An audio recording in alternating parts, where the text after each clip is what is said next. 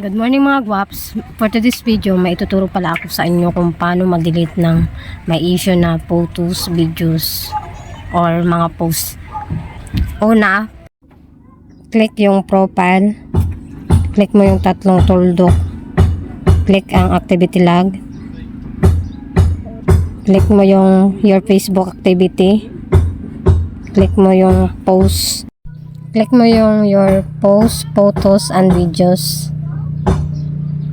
I-click mo yung may mga issues sa Facebook mo. Ito yung proper o tamang pag-delete sa Facebook na may mga issue na dapat nyong matutunan. Tapos pindutin mo yung move to trash. Pagkatapos nun, pumunta ka sa profile pic mo. I-refresh mo. Tingnan mo doon kung nandun pa yung mga may issue na photos.